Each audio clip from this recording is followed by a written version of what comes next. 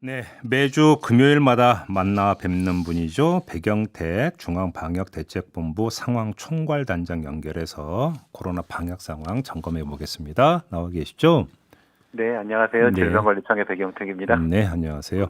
자, 백신 문제부터 좀 여쭤보겠습니다. 모더나가 이제 600만 회분가 보내줘야 되는 거잖아요.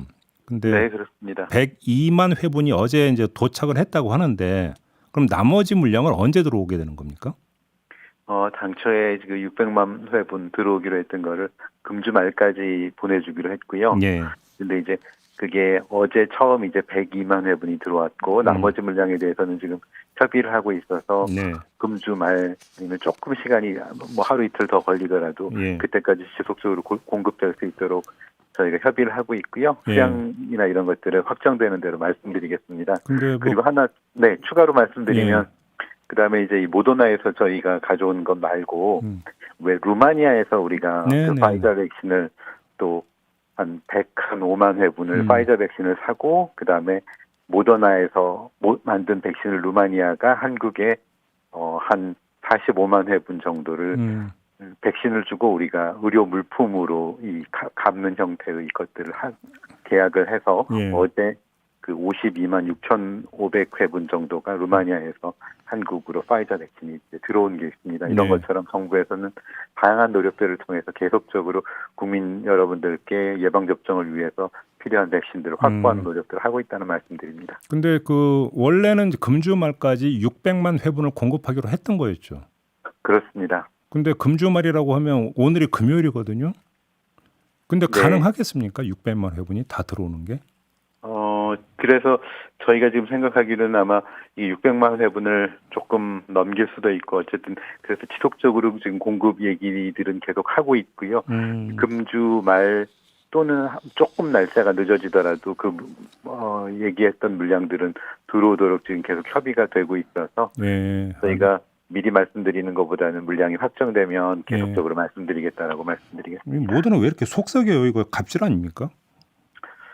그게 아마 모더나가 그동안에 이제 다른 회사들, 예를 들면 파이자나 이런 회사들 같은 경우에는 백신을 이렇게 대량으로 많이 만들기도 하고 큰 제약 회사들인데 모더나는 사실은 일종의 벤처 회사가 이제 그 굉장히 그 혁신적인 그 백신을 만들어가지고 갑자기 크게 생산을 하고 이러다 보니까 조금 문제들이 있는 것 같아서 이런 것들은 저희도 계속 좀 정부에서는 항의를 하고 해결을 하기 위해서 계속 협의를 하고 있습니다. 그 지금 이러면 이번 주부터 삼성 바이오로직스가 모더나 백신 생산에 들어간다 이런 이야기가 있었는데 이 삼성 바이오에서 생산된 백신 국내 사용은 언제쯤 가능한 거예요?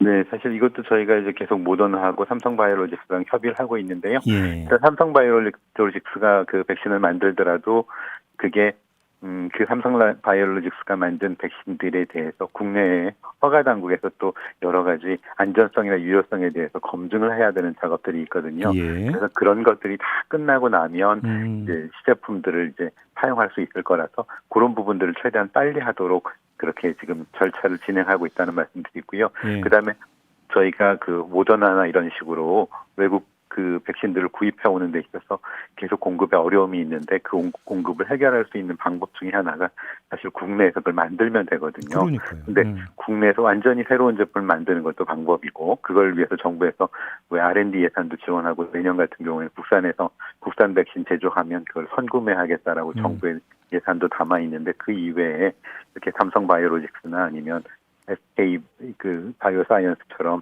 국내 그 제약 회사들이 외국의 제품들을 위탁 생산을 하는 방법들도 그것도 대안이 될 수 있어서 그런 것들을 위한 노력들도 정부가 계속하고 있다는 말씀드립니다. 네.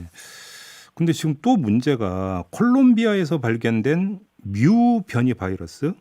네. 지금 이것 때문에 WHO에서는 부스터샷 접종 계획을 늦춰야 한다 이런 입장이라고 하던데 이거 어떻게 봐야 되는 겁니까? 네, 현재 지금 한 20서너 가지 정도의 변이가 있더라고요. 예. 국제적으로 보니까. 예. 그중에 여기 알파, 베타, 감마, 델타 이게 WHO에서 이게 우려하는 변이다라고 얘기를 하고 있고 그다음에 그 많은 것 중에서 우려 말고 그다음에 이제 관심 가지고 들여다보라는 게 에타, 요타, 카파, 람다. 예. 람다는 최근에 이제 예, 얘기를 예. 있었을 거고 그다음 말씀하신 뮤까지 그 5가지는 좀 관심을 가지고 들여다보는 바이러스 변이다라고 해서 정부에서도 이것들에 대해서 관심을 가지고 있고요. 예. 다행히 이 람다라든가 뮤라든가 이런 거는 아직 국내까지는 안 온 것 같고 대부분 이제 뭐 람다는 페루, 그다음 뮤는 콜롬비아나 이런 남미 지역에서들 많이 발생을 했더라고요. 근데 그것들이 뭐 일본이나 아니면 뭐 다른 나라들까지 이제 번진 게 있어서 정부에서도 이제 계속 관심을 가지고 있고 이 다른 나라들하고 이 정보들도 공유를 하고 대응 방안들도 좀 같이 찾아보도록 하겠습니다. 근데 그게 왜 부스터샷하고 연결이 되는 거예요? 아마 이게 부스터샷은 이 변이가 발생하면 기존에 아마 그 백신의 효과들이 조금씩 떨어진다라는 얘기들이 있어서 그게 아마 하나 관련이 될 거고요. 두 번째는 아마 WHO가 지금 계속 전통적으로 얘기했던 게 뭐냐면 뭐 선진국만 백신을 계속적으로 맞추지 말고 후진국의 경우에도 네, 백신을 그렇죠. 맞추도록 해야 되는데 선진국이 1차, 2차 접종하고 부스터샷까지 하게 되면 후진국에 갈 물량이 줄어드는 게 아니냐라는 우려들이 있으셔서 그런 얘기가 나올 것 같은데 물량 때문에 네, 아마 그럴 것 같습니다. 정부에서도 사실은 그래서 국내에서 필요한 부분들에 대해서는 부스터샷 하는 건 계속하고요. 그다음에 왜 우리 코박스라는 건 있지 않습니까?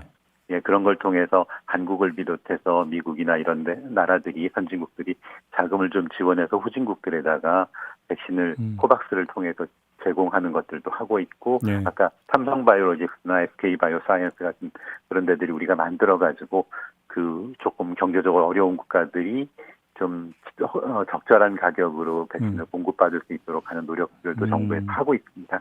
알겠습니다. 지난주에 이제 잠깐 이야기 됐던 건데 이제 백신 접종 대상자를 청소년하고 임신부로 지금 확대를 하지 않았습니까? 네, 그렇습니다. 이제 그럼 접종 계획은 어떻게 되는 겁니까?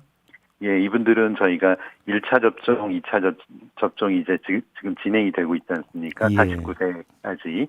이분들 1차 접종이 이제 9월까지 마무리가 되면 소아청소년이나 임신부에 대해서는 4분기부터 시행하는 걸 목표로 지금 준비를 하고 있고요. 구체적인 시행 방안은 저희가 이제 4분기 접종 계획할 때 다시 말씀드릴 거고요. 그다음에 청소년 같은 경우에는 현재 지금 백신 중에서 청소년에 대해서 접종을 해도 된다라고 허가 당국이 허가를 한 게 화이자가 12세 이상에 대해서는 허가를 했고요. 모더나는 지금 우리 식약처의 모더나 회사에서 자기들도 12세부터 접종을 하도록 허가를 해주세요라고 허가 신청을 했는데 그게 아직 검토 중이라서 그게 완료가 되면 화이자, 모더나 다 될 거고요. 그다음 그 전까지는 화이자를 중심으로 접종을 하도록 될 겁니다. 아, 그렇군요. 그다음에 지금 이 백혈병하고 백신과의 상관성 문제 일단 그 상관성이 없다 뭐 이런 주장이 나온 건 알고 있는데 이렇게 믿어도 되는 겁니까? 사실은 이제 정부에서만 얘기하는 게 아니라 어저께 질병청에서 이제 브리핑할 때 대한혈액학회의 전문가들께서 그동안 논의하셨던 걸 검토하셨던 걸 가지고 말씀을 해주셨는데 그분 말씀이 이제 한 서너 가지 정도 그 논지로 말씀하셨는데 첫 번째는 뭐냐면 그동안 백혈병 발생한 걸 보니까 이게 그 뭐 벤젠이나 이런 발암 물질 때문에 되거나 아니면 유전적인 소인이나 이런 것들 때문에 백혈병이 발생했는데 그게 그렇게 단기간에 되지는 않더라. 그래서 접종하고 뭐 일주일, 2주일 이렇게 단기적으로 갑자기 백혈병이 생긴 게 그동안의 연구로는 그런 게 있지는 않더라. 그다음 두 번째는 그동안에 코로나19 백신을 외국에서도 이제 1년 동안 많이 맞췄으니까 그런 사례들 그다음에 기존의 다른 백신들을 맞춘 사례도 보니까 백신하고 백혈병의 인과관계는 없더라라는 말씀을 주셨고 그다음에 세 번째가 보통 그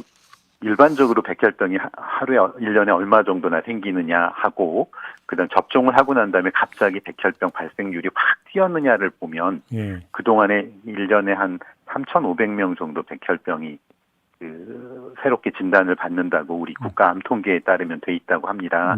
그래서 그것들하고 비교를 해보면 백혈병과 백신 접종하고 그 통계학적으로 이런 큰 연관관계는 없다라고 얘기를 주셨고 네 번째가 이제 외국의 사례를 보면 외국에서도 이런 얘기들이 많이 나오지 않았느냐 근데 외국은 어떻게 검토했느냐 하는 부분을 말씀 주셨는데 외국에서도 이 백신하고 백혈병하고 인과관계에 대해서는 인정되지 않았다라고 하는 국제적인 얘기도 해주셔서 전문가들 말씀 들어보면 이게 백신 접종하고 백혈병 진단하고는 관계는 현재까지는 없는 것으로 이렇게 네. 판단이 되는 것 같습니다. 알겠습니다. 하나만 더 여쭤볼게요. 앞서서 이제 JB타임스에서 전한 내용 관련인데 이건 뭐 생활방역위원회에서 결정할 사안인 걸로는 알고는 있습니다만 네. 자, 영업 제한 시간을 밤 9시로 하느냐 밤 10시로 하느냐 그 1시간 차가 그렇게 중합니까?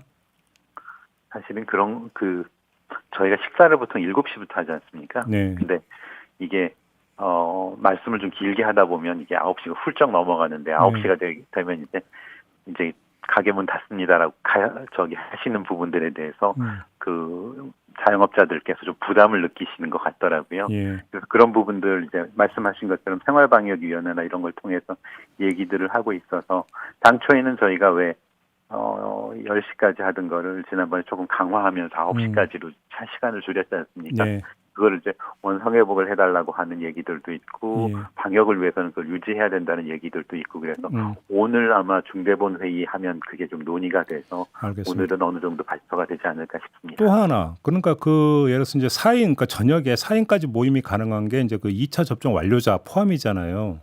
근데 그걸 1차 접종자로 좀 넓히면 안 되는 건가요? 그것도 아마 그 찬반 양론이 있는데요. 네. 그 말씀하신 것처럼 이게 1차라도 백신 접종을 했으니까 조금 보호가 되지 않느냐 그래서 그걸 좀 완화했으면 좋겠다는 분들도 계시고 예. 또 어떤 분들은 이제 최근에 이제 변이나 이런 것들을 감안하면 1차 접종보다는 접종을 완료해야 되지 않겠느냐라는 얘기들을 많이 하고 계셔서 예. 그 부분들은 조금 그런 부분들을 좀 감안해서 저희가 지금 최근에 그 확진 사례나 이런 것들을 좀 감안해서 검토를 하게 될 것 같고 그 부분도 마찬가지로 오늘 오전 중에는 발표가 될 것 같습니다. 알겠습니다. 결과를 좀 기다려봐야 되겠네요. 알겠습니다. 오늘 말씀 여기까지 드릴게요. 고맙습니다. 네, 감사합니다. 네, 지금까지 백영택 중앙방역대책본부 상황총괄단장이었습니다.